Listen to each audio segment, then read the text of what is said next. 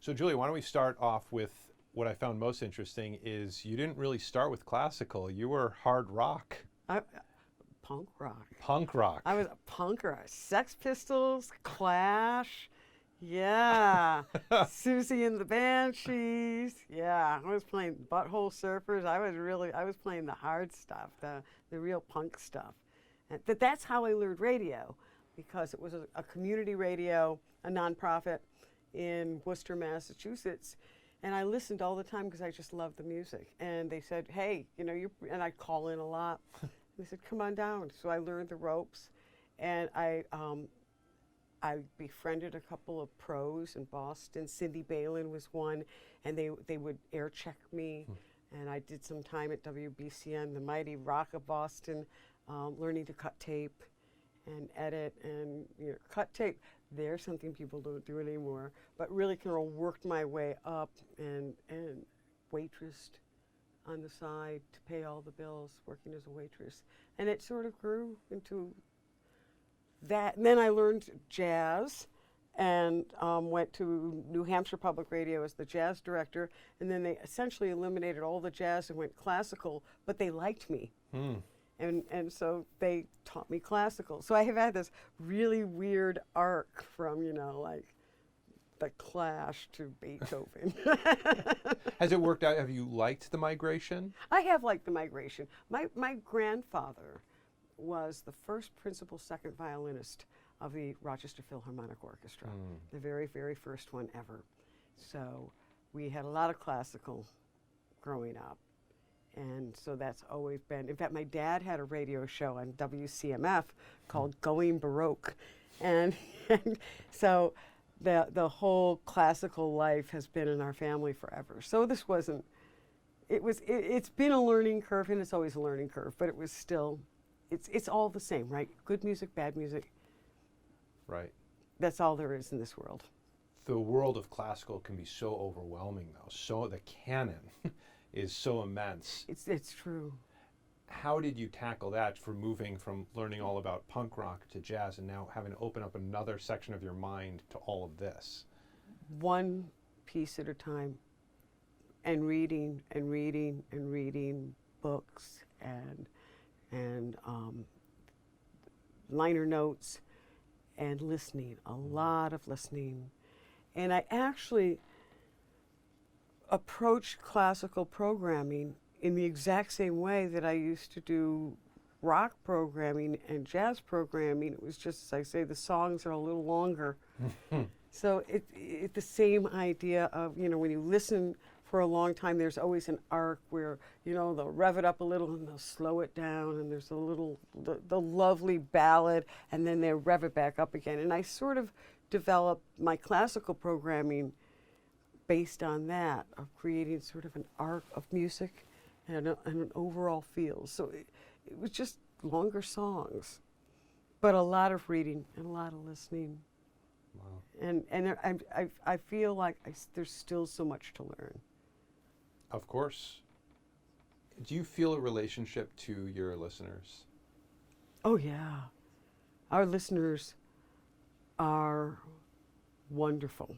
They're all so smart, so you can't pull the wool over their eyes, Yeah, no messing around. They know more than some of our listeners know more than I do, for sure. And I certainly get corrections. Sometimes they're not good corrections. Sometimes they're a little wrong, but they're well intentioned. Right. But our listeners are so smart. And classical's a funny thing, Adam, because we think it's all about old people. There's always this,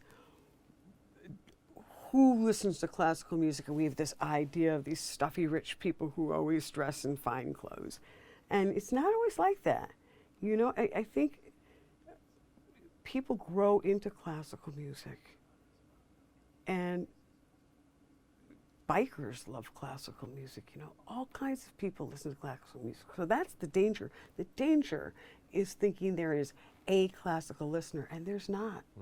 I 100% agree. And I think there's a danger to think that there's one type of classical music. People think they can put it on just to relax, but I sometimes flip to 91.5 and it's an emotional beast Oh, it's Yes. true. It's true. And the whole idea of classical music as wallpaper makes me crazy because it's much more than that. I mean, the statements that are made in classical music are very important, very Profound. big, and Yeah. very profound. And so the idea that, oh, it's pretty stuff that you can put in the background, that's okay, because there's that too. Hmm. But yeah, it's powerful stuff. You know, I remember going to see the RPO, and they played Sibelius's Fifth, and there's a theme that represents swans circling, and I remember it started, and I just sat there and started crying. I mean, I just sat there and wept. It was overwhelming. So overwhelming, and I think those are these moments, you know. You see Beethoven's Ninth done right, you should be breathless at the end, simply breathless, and I love that. I love the moments of really being swept away. I don't think there's enough laughter. I'd like classical music to be funnier sometimes. Yeah. Although Beethoven can be funny sometimes. Yeah, He throws Beethoven- in like random things like a metronome sound because he hated metronomes. There are super good moments. There was a Yeah. great what was it, Mothership by Mason Bates that they opened the season with, the RPO opened the season with. I loved it. It was so much fun. You know, it's like this funky electronic backdrop with these, what they call docking stations, where soloists kind of came in and did things, and it was very witty, really wonderful. Oh, that's wonderful. Who's your favorite composer? I always get asked that, and it varies from day to day. Dvorak always has great music. I think Sibelius speaks really deeply to my soul. Some of my best memories come with listening to Sibelius.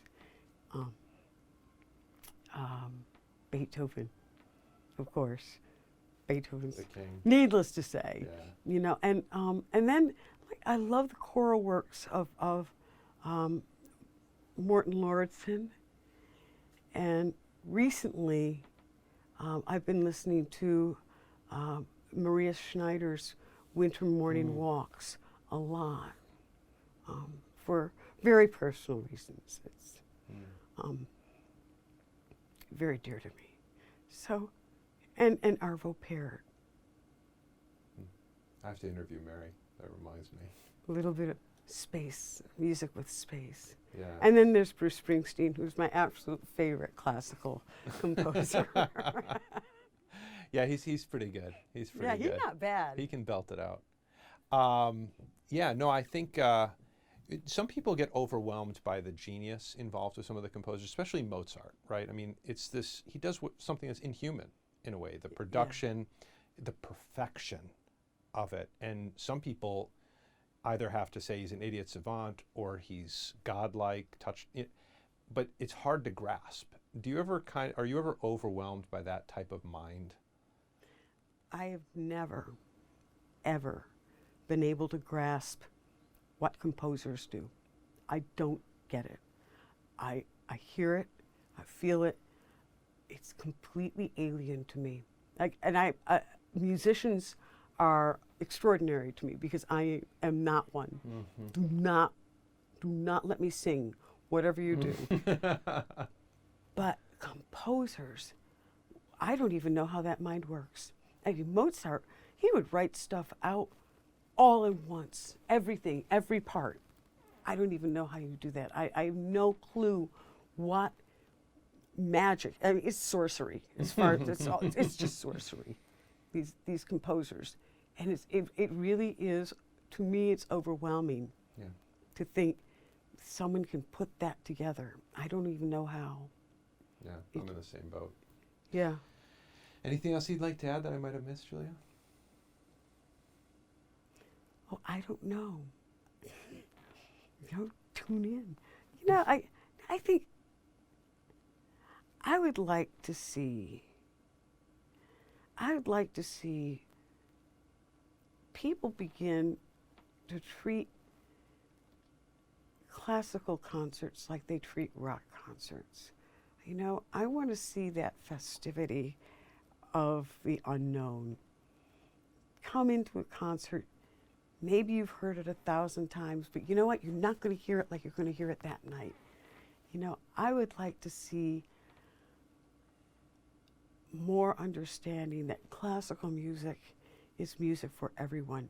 And I'd like to see a return to music in the schools and classical music in the schools.